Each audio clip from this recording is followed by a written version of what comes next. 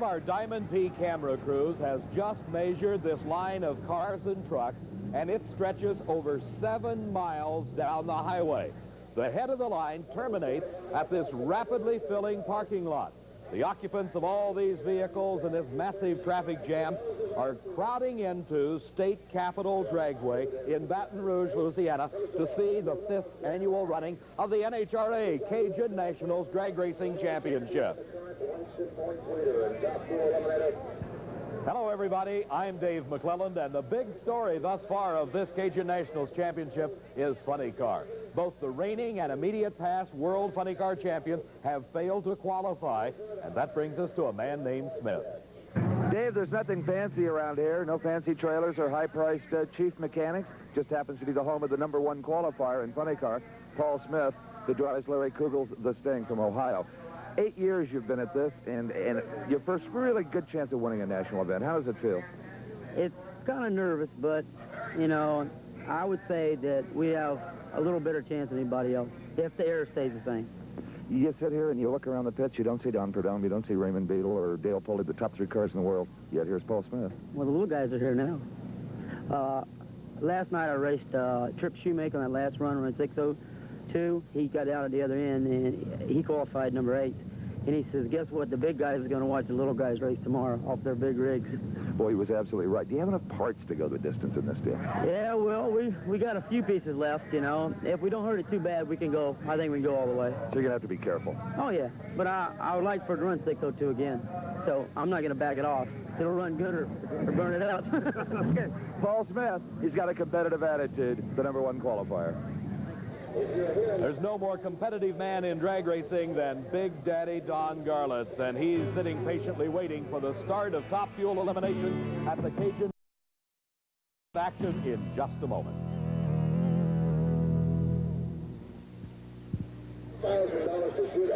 As you saw at the top of the show, this place is jammed. These fine folks at the end of the racetrack are enjoying a typical Cajun feast as they get ready for the first round of top fuel eliminations. Their counterparts, jammed into the grandstands, are patiently waiting as the drivers get ready for top fuel racing. Let's meet the first round competitors. Here's Jake Coughlin from Columbus, Ohio, debuting a brand new car. The winningest top fuel racer ever, Big Daddy Don Garlits.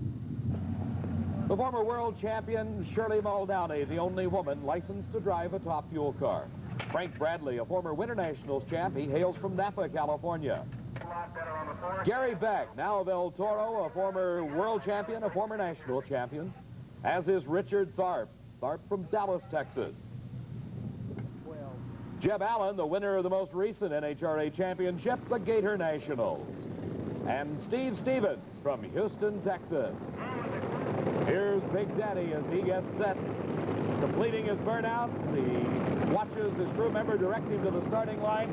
It's Big Daddy Don Garlits against Jake Coughlin.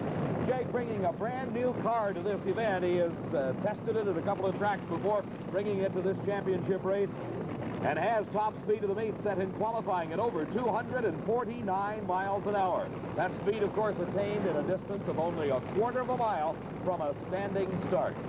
In the near lane, Big Daddy Don Garlits, Jake Coughlin in the far lane. Approaching the starting line, both drivers get set.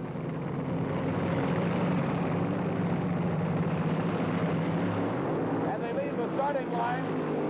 Very good start by both cars. Some smoke coming out of Jake Coughlin's car, but Coughlin in an upset. And Big Daddy Don Garlits is defeated in the first round of racing. Big Daddy losing to Jake Coughlin's outstanding 5.99 second elapsed time. The time for Garlits, 6.02 seconds.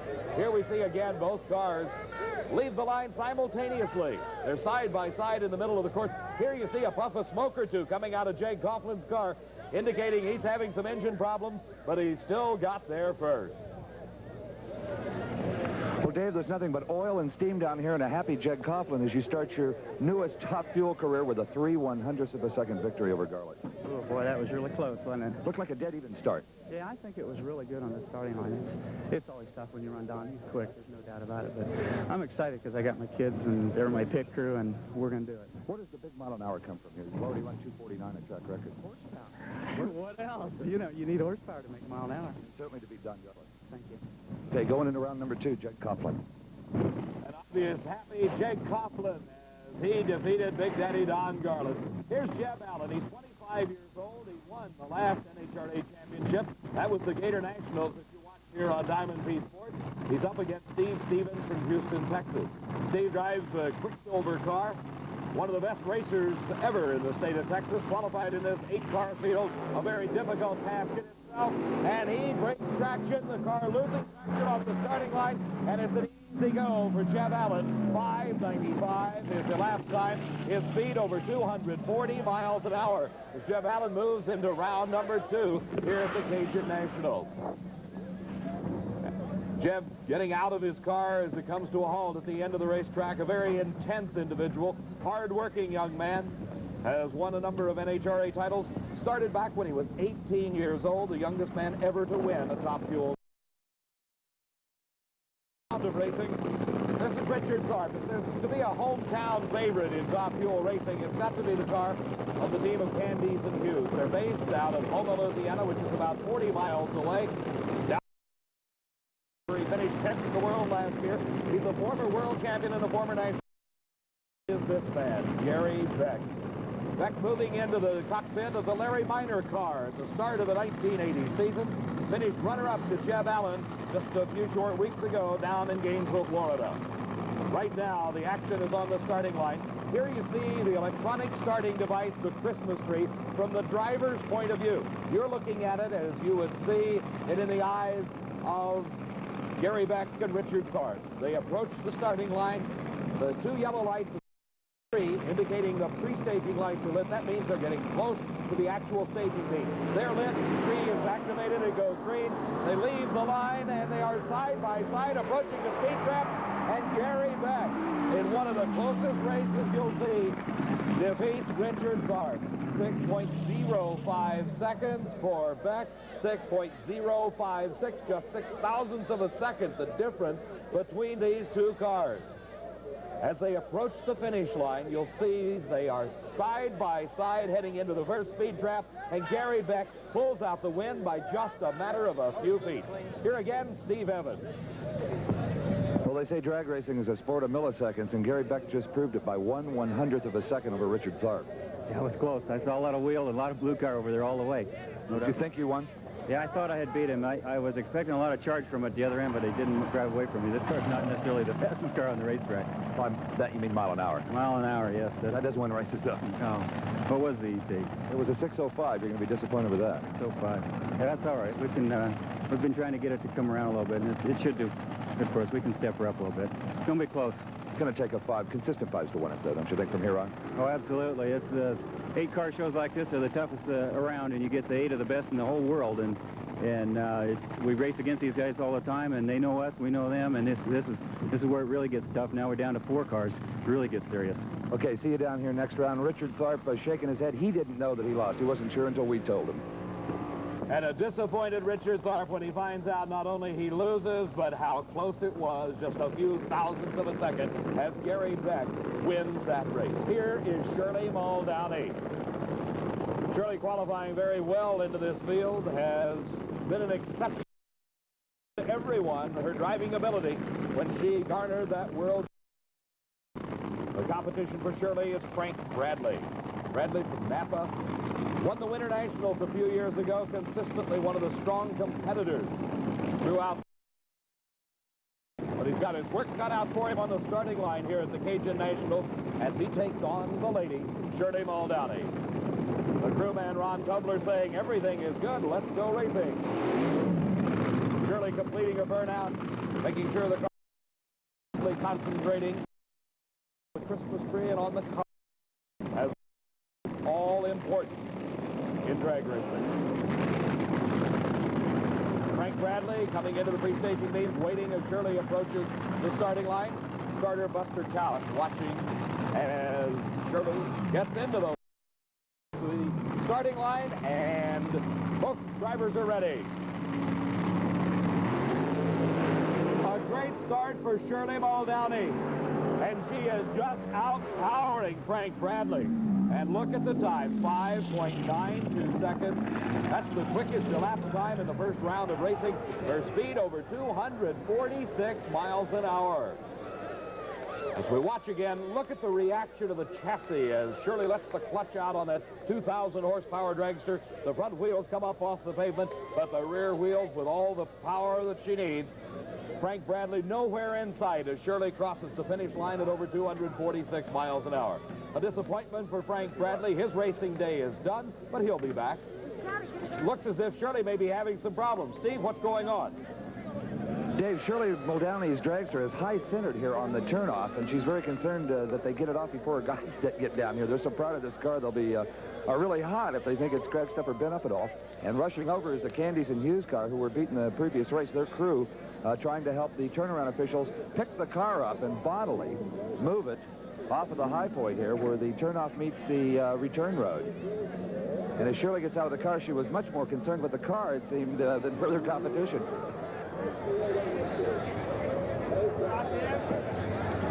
Now Shirley Spears, she even broke a nail in this whole deal. She is very much a lady. Broken fingernail and all, it'll be Shirley Muldowney into round number 2. We'll be back in just a moment.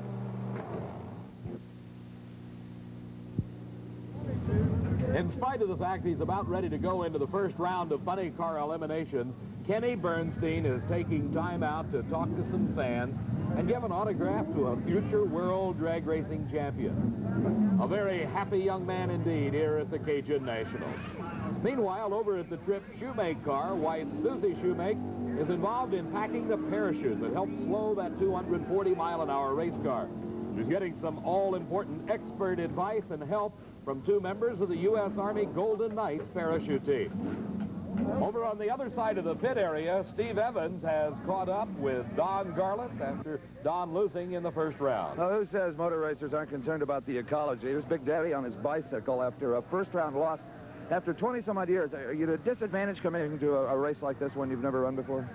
No, the disadvantage was drawing the number 1 out of the hat and having to be the first one down the track and take a chance on it. And it's, you know, we had a little smoke come off a tire there that caused him to get by me in the middle. Of course, he leaned on that thing pretty hard. I mean, as you saw that oil down at the end, it was blown up pretty hard. My car's ready to race.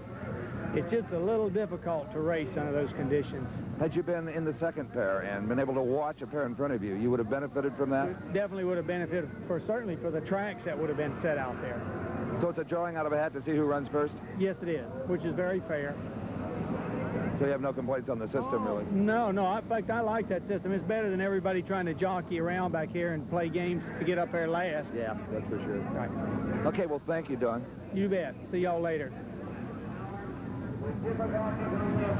And see you later we will, Don, as Don pedals off in the expansive pit area here at State Capitol Dragway in Baton Rouge. Let's meet the drivers in funny car. This, of course, Paul Smith, the number 1 qualifier. Kenny Bernstein. Bernstein now living in Dallas, Texas. Ron Colson, one of the premier funny car racers in all the country, drives for Roland Leon. This is Dale Armstrong. Quite a story here. He moved up from Pro Comp racing. Billy Meyer, young man from Waco, Texas. Henry Harrison drives a car called the L.A. Hooker. Henry, one of the journeyman funny car racers throughout the country. Trip Shoemake, driver for Johnny Loafer. And this is Tom Hoover, the driver of the Showtime Corvette. We've met all the drivers in the first round of racing. Here's the first car we'll be seeing in competition. This is Billy Meyer. He's sitting encased in the roll cage of the chassis. The body, the fiberglass body, is raised to allow the crewman in to start the engine.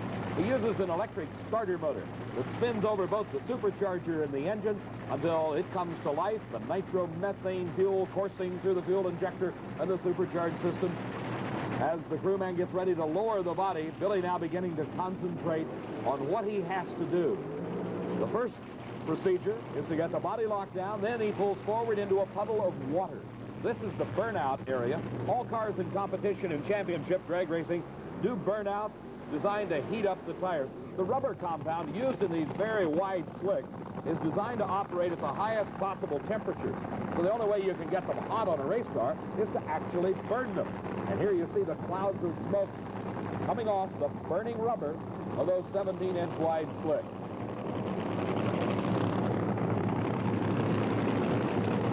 Billy Meyer's competitor in round number 1 of racing is Henry Harrison at the wheel of the L.A. Hooker. The Corvette-bodied car out of the Los Angeles area. Billy hailing from Waco, Texas.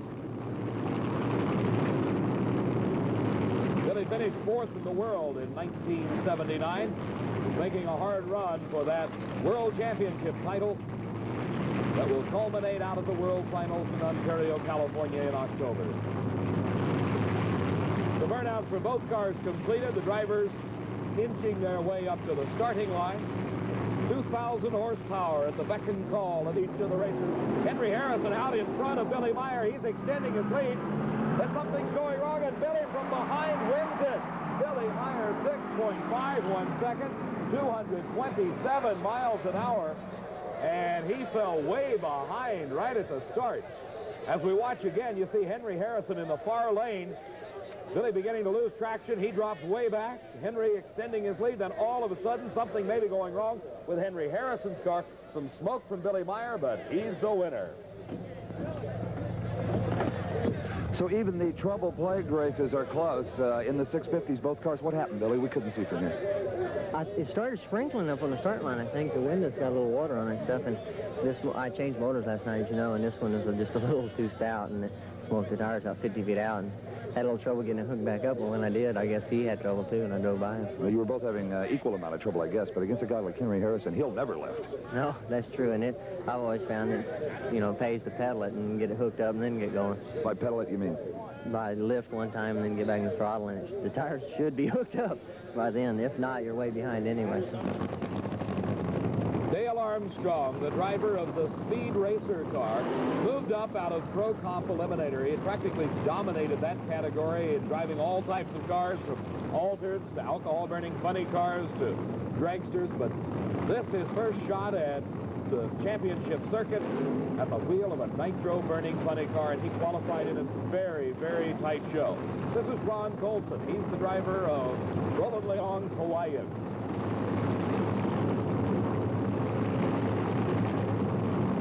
Both drivers setting themselves for the start. Side by side, they are at the middle of the course, and then Ron Colson pulls it out in the last few hundred feet. He just drives away from Dale Armstrong. 6.13 seconds his elapsed time. His speed over 242 miles an hour, and a tremendous charge out of Roland Leong's car with Ron Colson at the wheel. You see the move right here. Look at him pull away from Dale Armstrong. Ron Colson, the winner in round number 2 of funny car racing. A disappointed Dale Armstrong heads back to offer his congratulations to Ron Colson. Colson moves on in the single elimination bracket that is championship drag racing.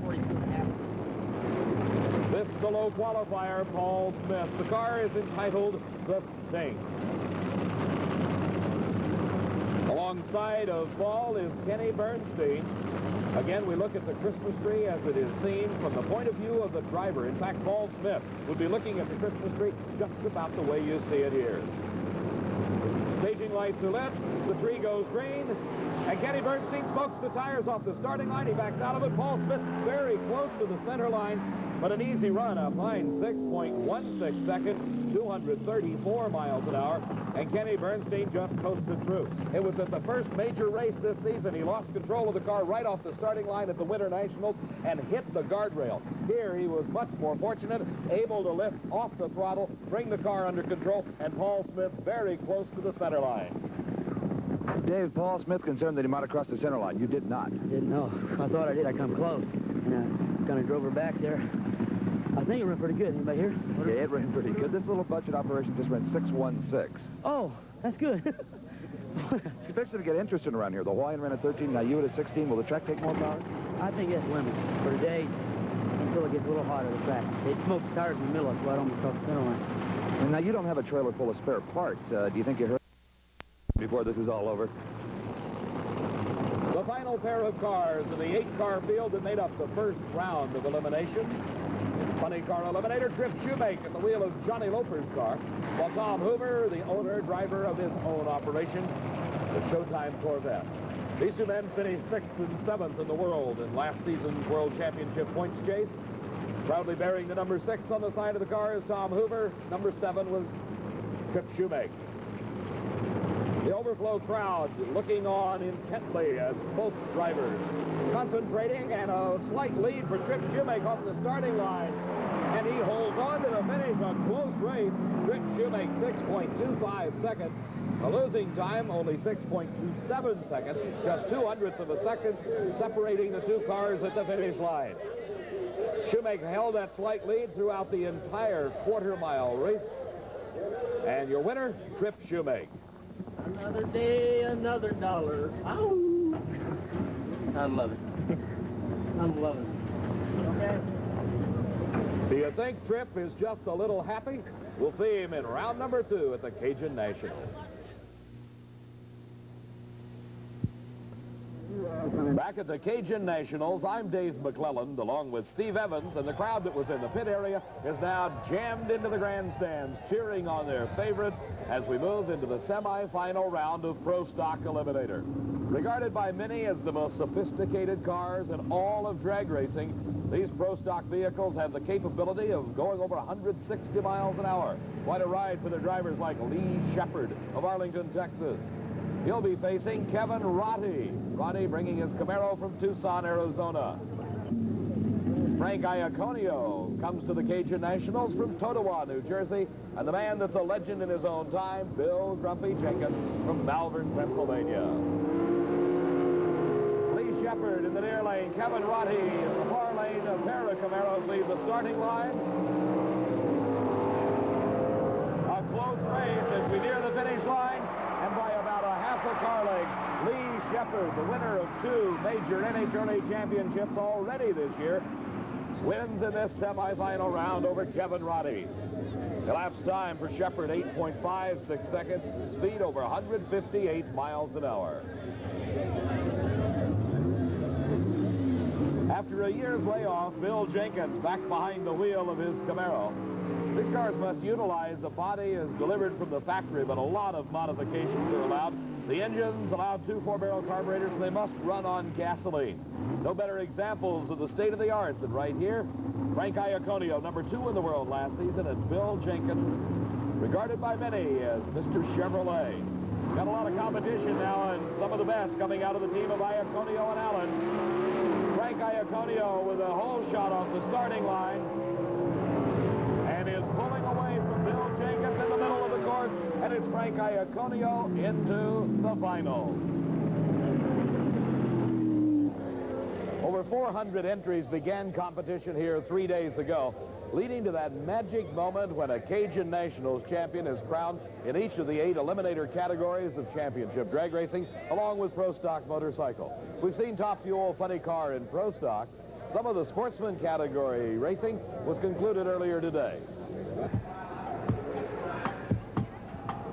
Winning the Cajun Nationals for the 2nd year in a row from Stuttgart, Arkansas, your stock eliminator champion, Dennis Oliver, some $4,000 richer as a result of his win. In Super Stock Eliminator, winning his first national event title, Charlie Taylor of Lumberton, North Carolina, taking home about $7,500 in cash and contingency awards. In Modified Eliminator, Garley Daniels, winning his 2nd title, defeated Pete Smith. Daniels out of Grantsboro, North Carolina, also about $7,500. In a pair of roadsters running off for the competition eliminator title, 25-year-old Ricky Clark from Hattiesburg, Mississippi, won his first major event title, defeating Robert Newberry. The final of Pro Comp Eliminators got a hometown favorite from Araby, Louisiana. A suburb of New Orleans is A.J. Sarantine. He's in the far lane. In the near lane is Gene Bowl from Baytown, Texas. Both cars utilizing Chevrolet-type engines, running on alcohol in Pro Comp Eliminators. And Sarantini with low elapsed time of the entire event for Pro Comp Eliminator, 6.58 seconds. His speed, 208 miles an hour, winning his first ever national event title. A.J. Sarantine, the winner in Pro Comp Eliminator. Pro Stock Motorcycle finds Terry Vance, former world champion, riding a Suzuki against the winner of the Gator Nationals Championship from Fort Lauderdale, Florida, Mike Keith. Vance doing his burnout telling his crewman something is not quite right as he shakes his head as he gets pushed back towards the starting line. Superbike Mike winning the title at the Gator Nationals. Got his work cut out for him as Terry Vance was the low qualifier in Pro Stock motorcycles.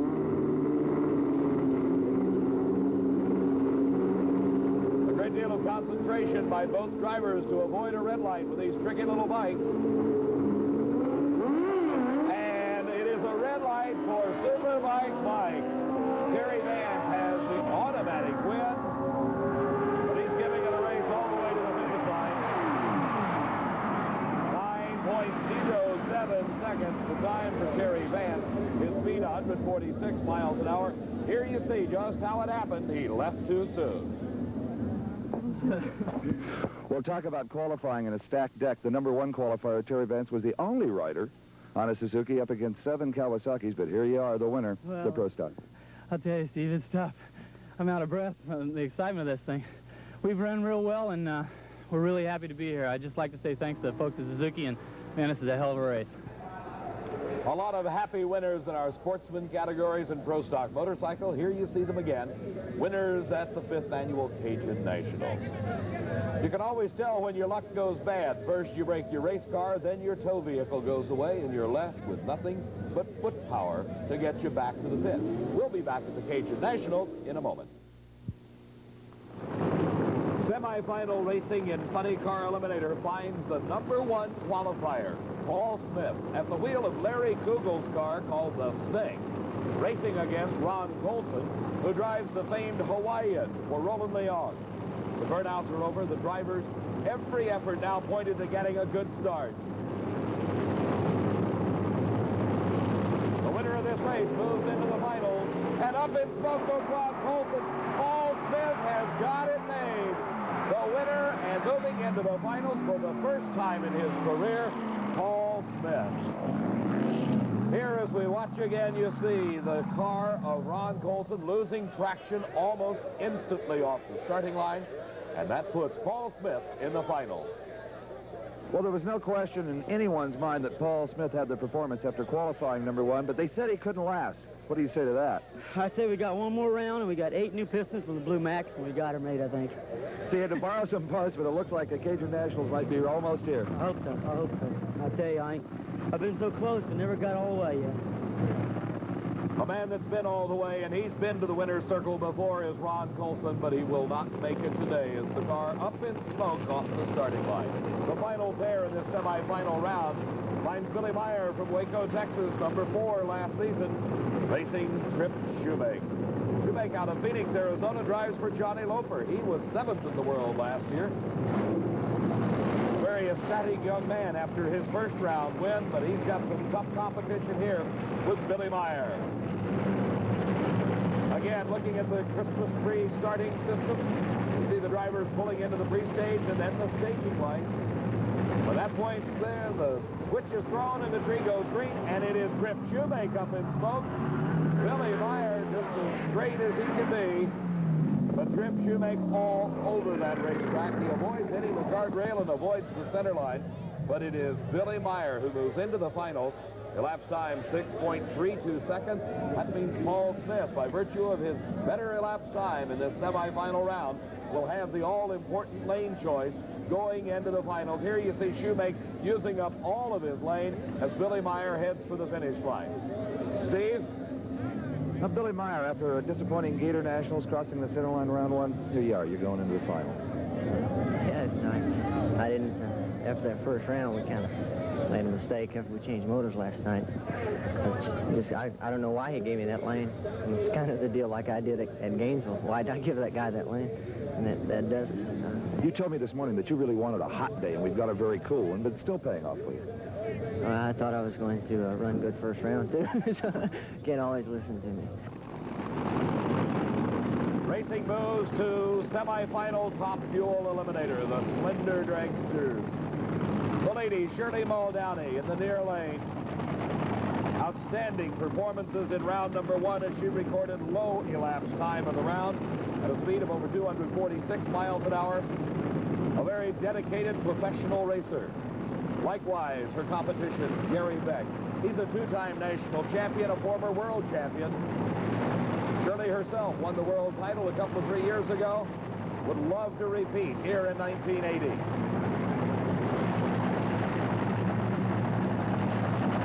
The crowd on their feet here at State Capitol Dragway, all eyes pointed to the starting line, as it is Shirley Muldowney against Gary Beck.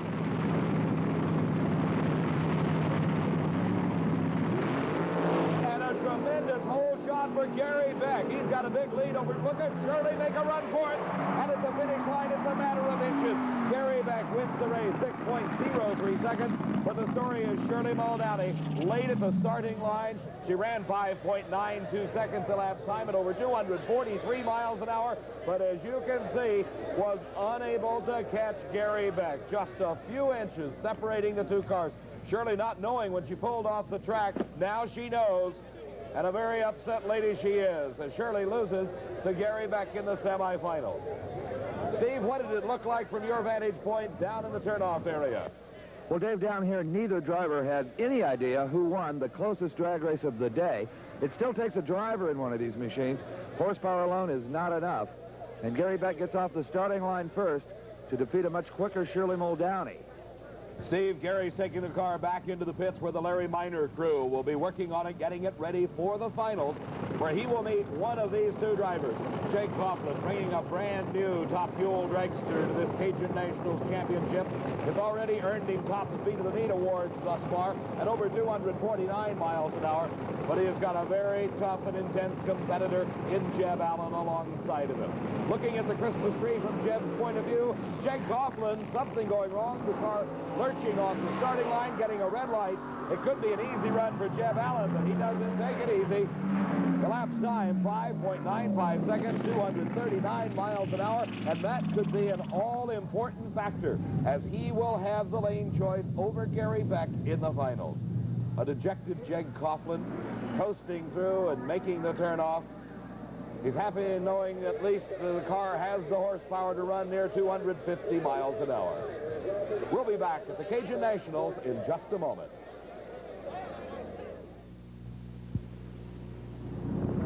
The Wizards with wrenches are hard at work in Jeb Allen's pit area, preparing his mount for the final round of Top Fuel Eliminator.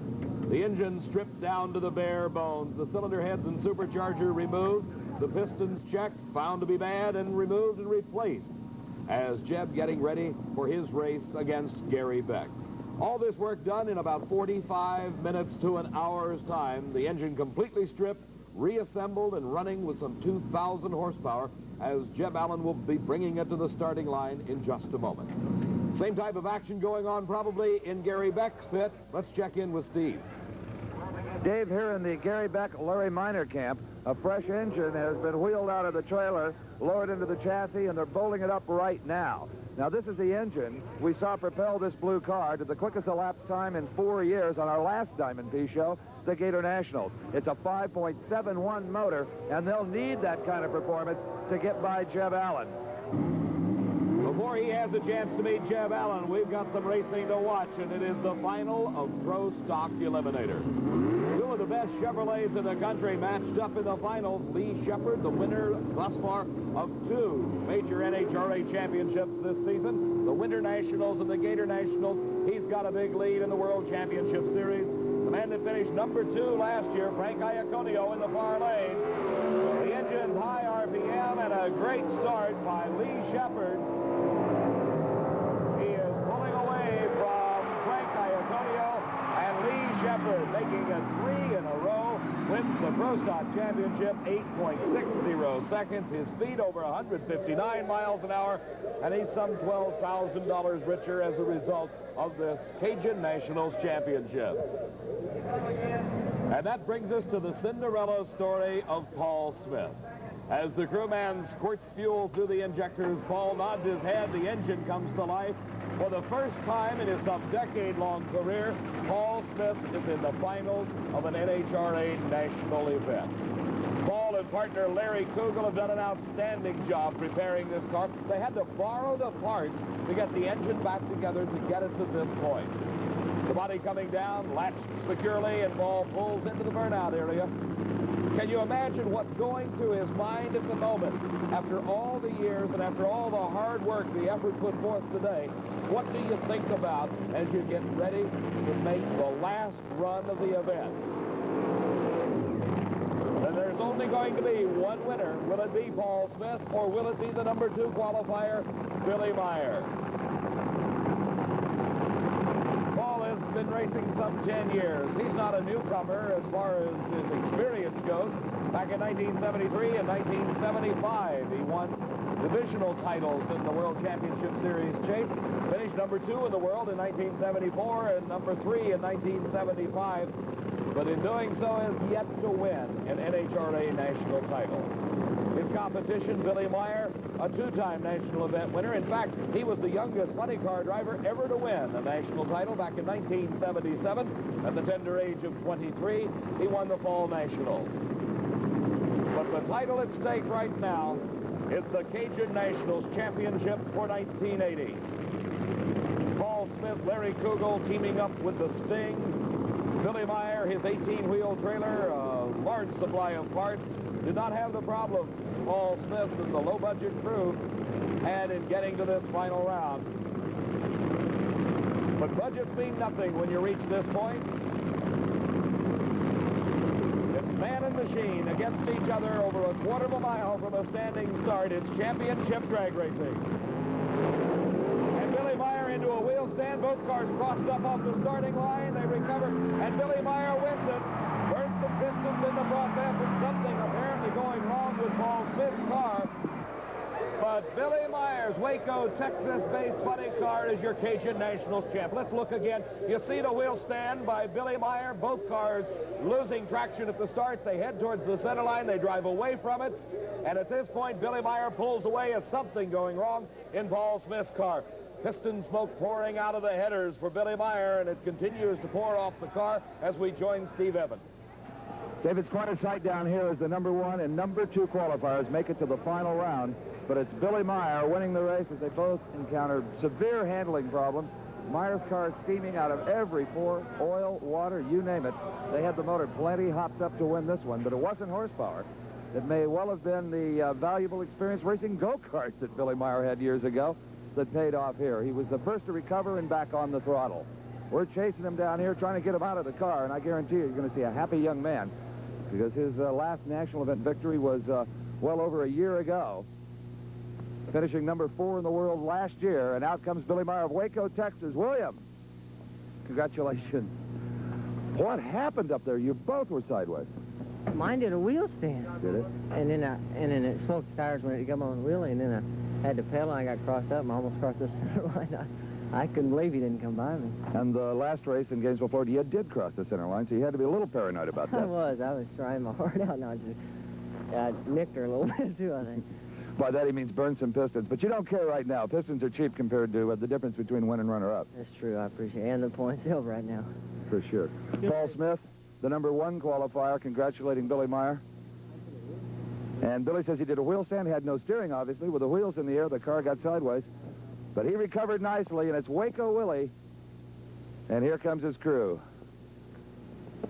Mike Guger and Rick Peters congratulating their star driver right now, Billy Meyer, the Cajun Nationals champion. Steve, Billy Meyer's day is over, but an intense Jeb Allen is awaiting the Top Fuel final. We'll see it in just a moment. Okay? Okay. Yeah.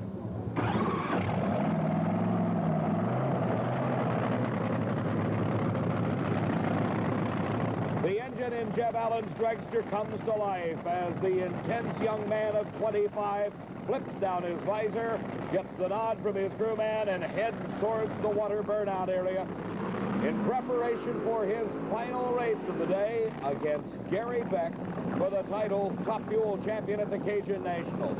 6 times before, Gary Beck and Jeb Allen have raced each other.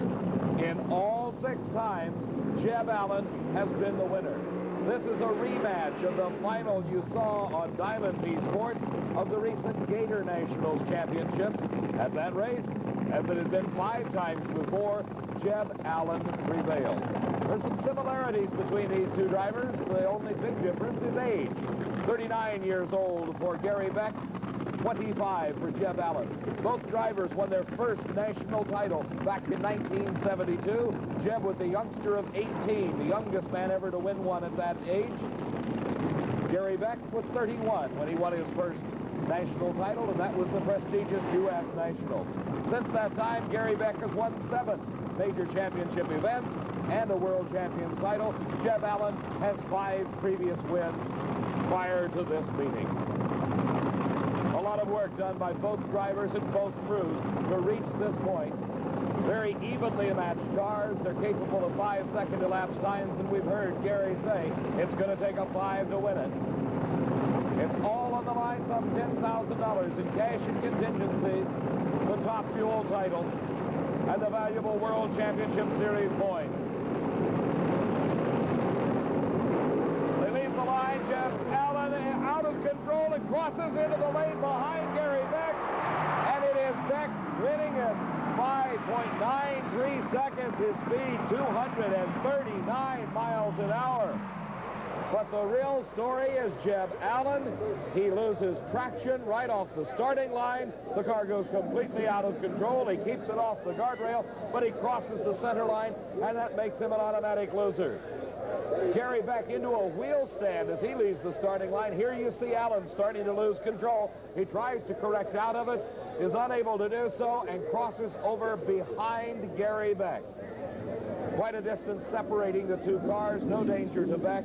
You remember how intense Jeb Allen was before the race? Look at him now. Disappointment showing even through the helmet. A fellow competitor once described Gary Beck as having ice water for blood, a very non-emotional person, but I don't think we're going to see that when the helmet comes off. It's been since 1976 since Gary Beck won an NHRA national event. He won a world title prior to that, 2 U.S. nationals titles. He now has a commanding lead towards the world championship.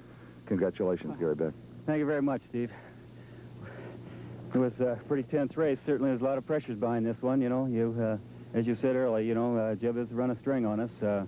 Looks like something happened to him down there. I don't really know, but this felt like a pretty good run with this car. So irregardless of what happened to Jeb, the performance was there. The motor ran in the 5, so the engine change proved to be a wise one.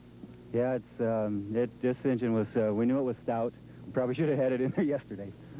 Well, I think we're going to see a happy crew coming down here. Jim Wright, Terry Caldwell, my wife Penny, Jim's wife Pat.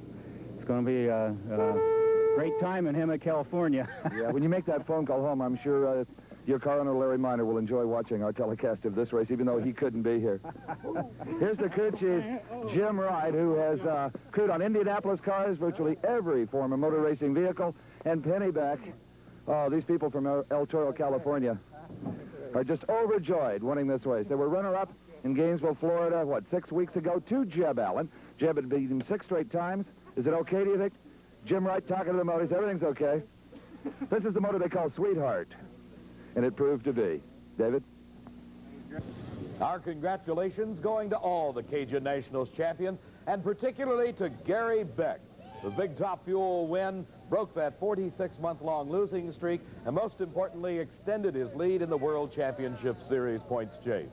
Be sure to be with us when Diamond P Sports will present coverage of NHRA's Spring Nationals Championships from Columbus, Ohio. For Steve Evans, I'm Dave McClelland. So long for now.